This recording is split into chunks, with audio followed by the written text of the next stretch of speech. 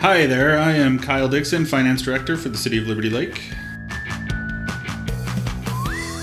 Welcome, sports fans, to episode LXXIII of the Liberty Lake Deep Dive, the city podcast and sportscast of Liberty Lake, Washington. I'm David Gaynor, here on the sidelines of the vast broadcast studios of City Hall, and we thought we'd do something fun with this edition of the show by celebrating the 50th season of the Pacific Northwest's own Seattle Seahawks, after the team has successfully made its drive toward a fourth Super Bowl appearance.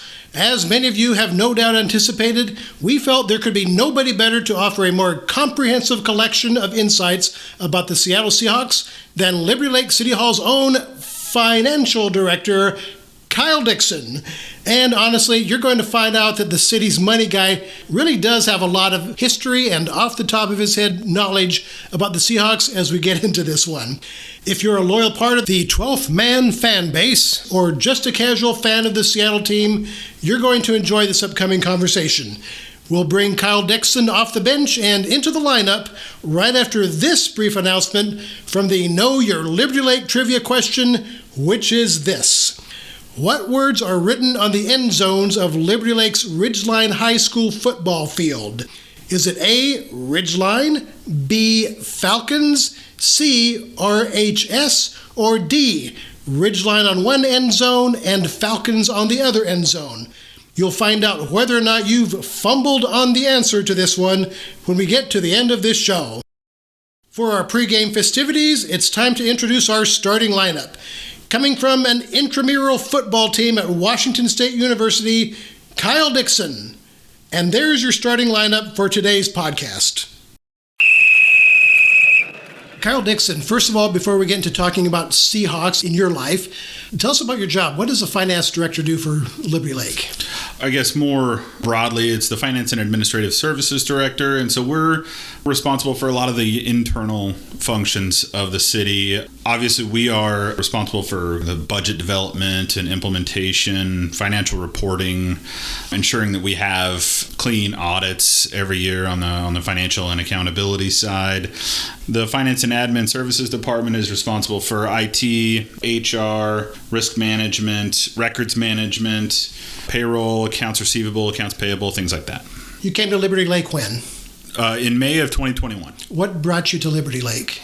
So I'm from the area originally. I grew up in the Freeman area, so about 15 miles south of here.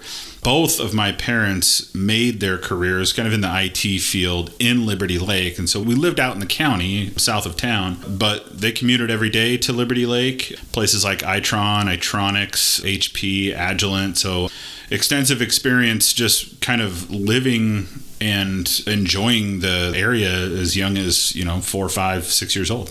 You did not always live in the area, though. So graduated from Freeman, went down and studied at WSU, graduated in 2008, and then spent about 6 or 7 years in Seattle. There we go. So I was able to take advantage of plenty of opportunities to go to games and really enjoyed my time over there. You became a Seahawks fan before or after being in Seattle? I was a football fan first, probably as early as I could walk. You could probably see old photos of me with a football in my hand. And so we were a football and sports household in general. And my dad is a lifelong football fan too.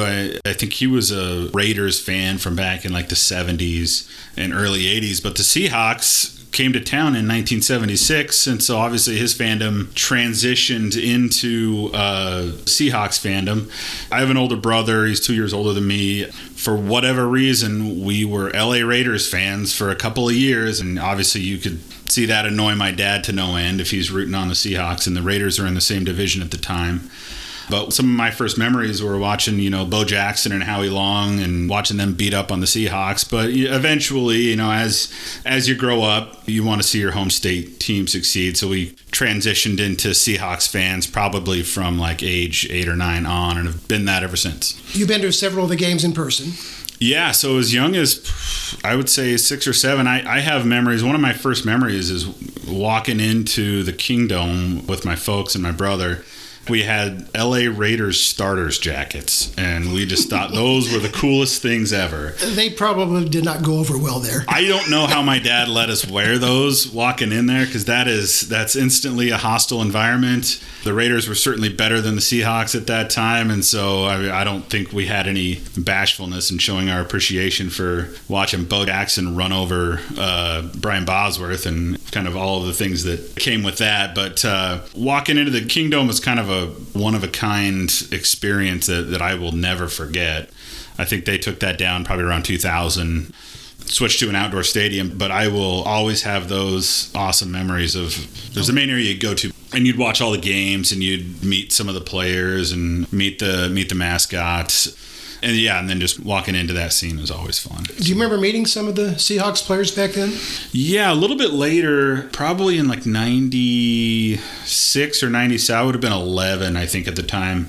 They started having training camp over at Eastern Washington. I mean, they had done it forever, just kind of stayed in the Seattle area, but they brought that to the Spokane area by way of practicing at Eastern Washington University in their facilities. And so I have a football sitting in my parents' house with autographs from like Joey Galloway, Cortez Kennedy, Chris Warren, Michael Sinclair, John Freese, all of these guys that made up kind of the bulk of kind of those later 90s teams. They didn't have a ton of success, but they were always kind of around 500, and they were fun to root for. But yeah, that was a ton of fun watching those guys practice in person. I think we went to 2 or 3 games in the Kingdome. And then in 2002, Quest Field was built. It's had a couple of iterations since then. It was CenturyLink for a long time. They called it the Link. That was kind of a cool name. It's called Lumen Field now, but that's a fantastic home field advantage that we have, because the way they engineered how the noise kind of travels in there, they engineered it in such a way that the noise kind of travels downward, and those fans have set records for decibel levels during games. It's just an incredible atmosphere. Have you been there for some of those really loud games, and what is that like? It is deafening. You feel like you're a part of just something just awesome going on, because you can't even hear your ears ringing.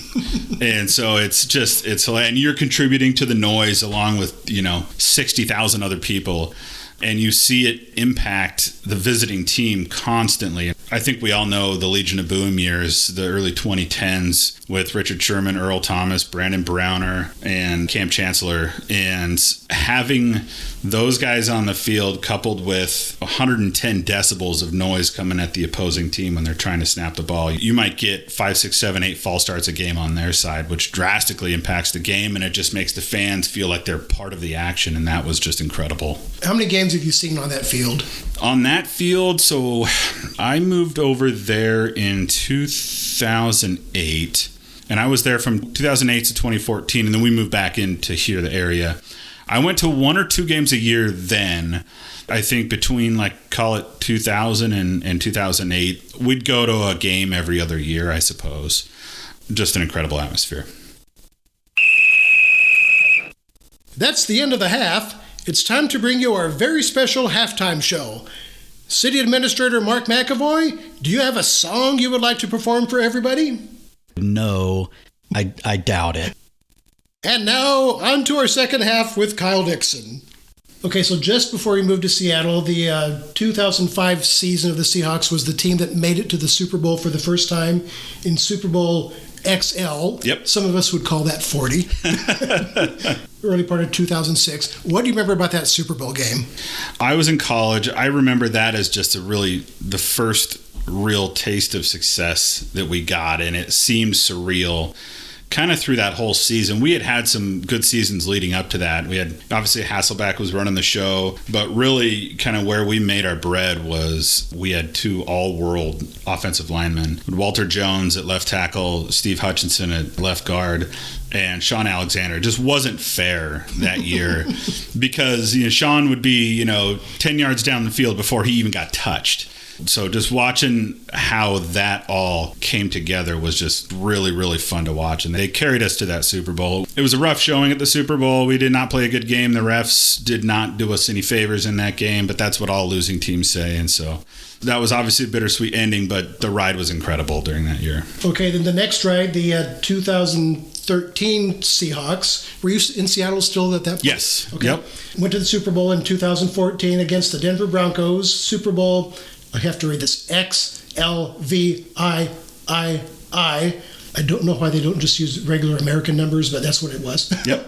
This time, Seahawks totally won 43-8. Yes. What do you remember about that game? Super Bowl 48. So my brother still lives in Seattle. We were at his house for that. And that was another one where, kind of like in 2005, where you had just this incredible running game. On the opposite side of the ball in 2013, we just had an incredible defense. And that was that Legion of Boom that everybody knows about. It's arguably one of the best defenses in NFL history that led us to that game. And that's really how you get the fans involved, is playing really good defense. And so that feels they are now a part of the game. They're cheering louder. They know the offense doesn't have a chance. Seeing that come together was really, I mean, that's arguably better than having this crazy efficient offense that puts up 40 points a game, is having a defense that, you know, if you score a touchdown, you're probably going to win because they can't score on you.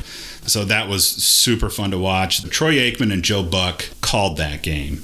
And Joe Buck, a couple years later, said that he sat down with some of the Broncos team and some of the Hawks team, including the Legion of Boom. And in this interview, he says he walked out of the meeting with the Legion of Boom, those four guys. It's Earl Thomas, Richard Sherman, Cam Chancellor, Brandon Browner. And he had goosebumps, and he's like, Denver doesn't have a chance. And so that just gave me goosebumps to rewatch that. I think I watched that again like a year ago. Do you remember the score on that game? I got it here. It was 43-8, I think. Exact. And the first drive of the game, I remember that Peyton Manning was playing for the Broncos at the time. He botched a snap, went into the end zone.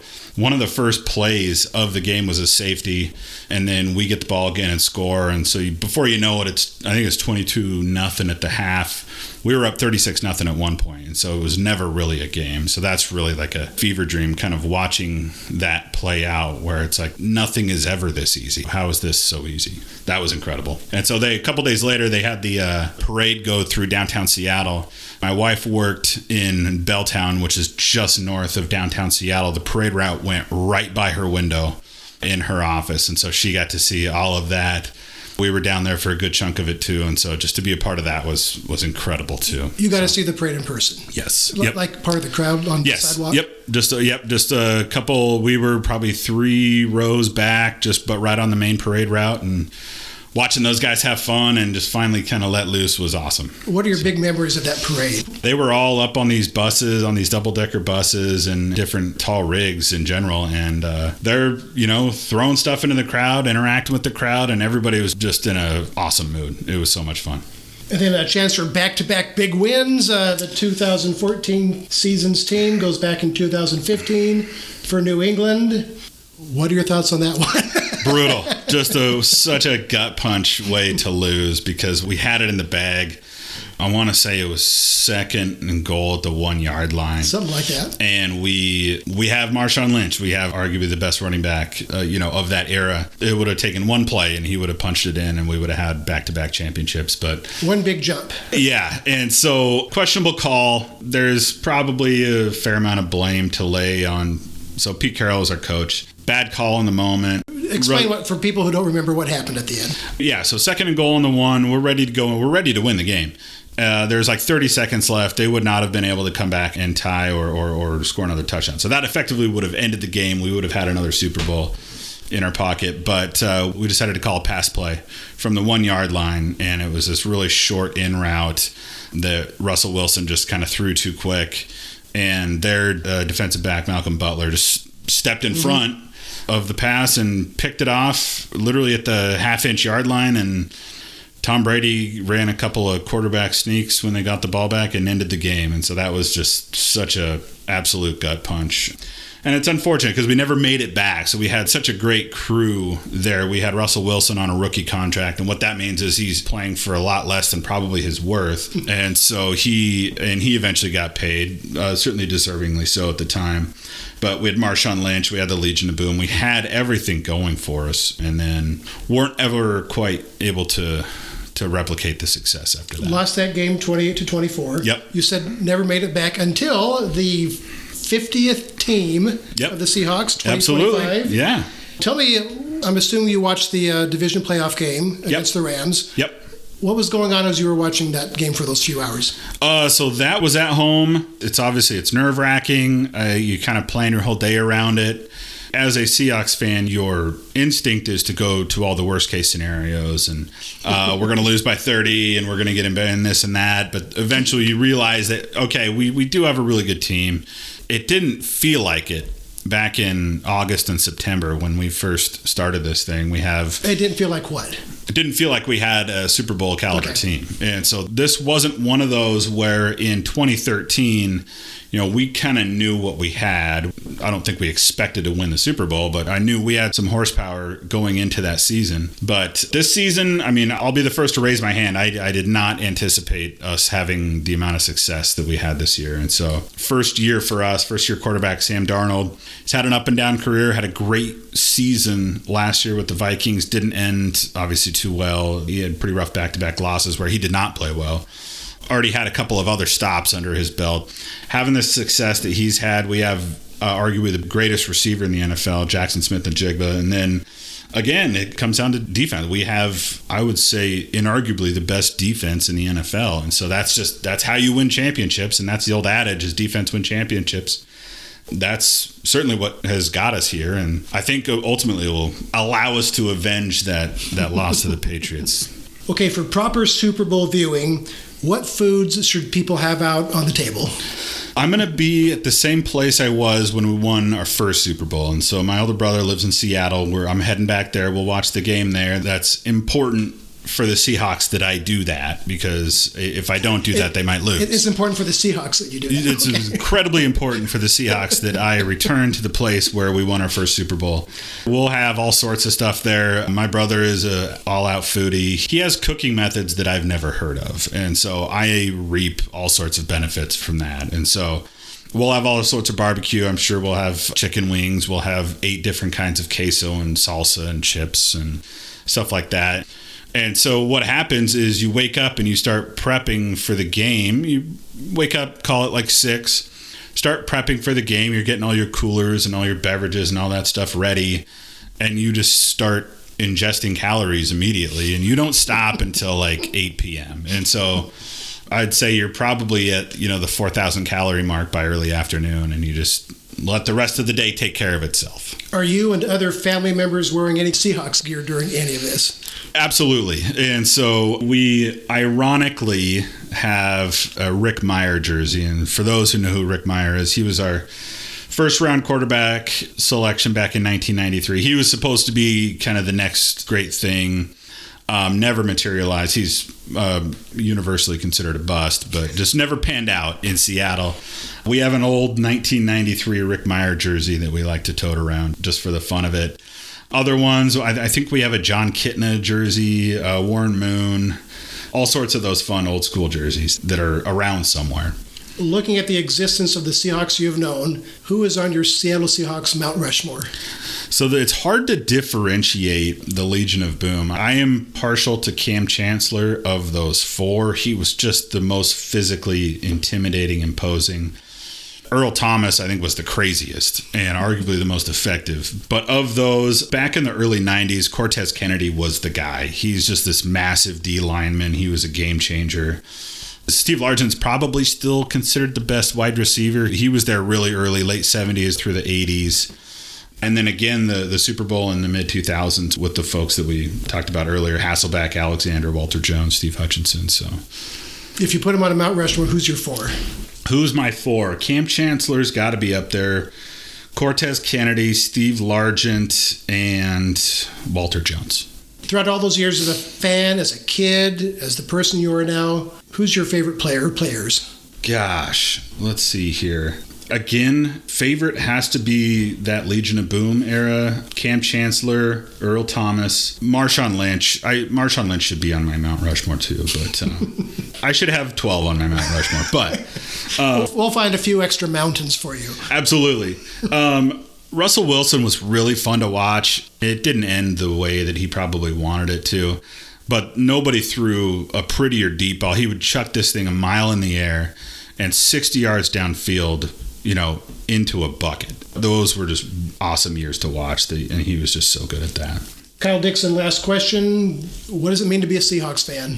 A lot of pain. A lot of pain. You're very calloused up.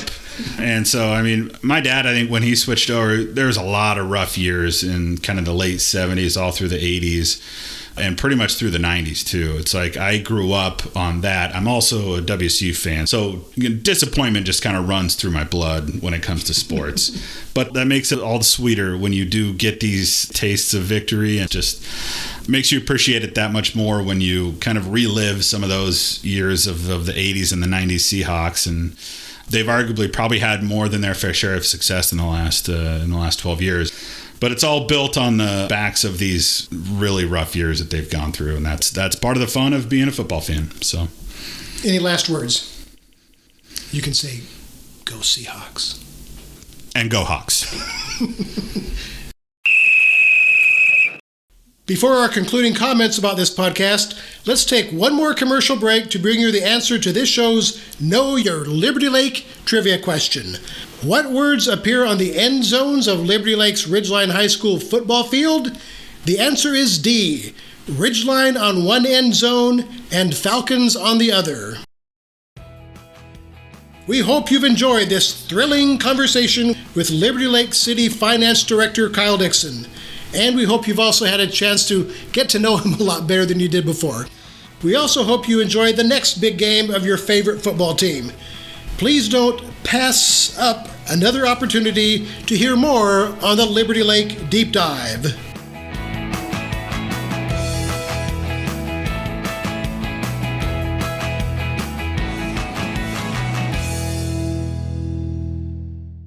The preceding program may not be rebroadcast without the expressed written consent of the City of Liberty Lake and the National City Podcast League.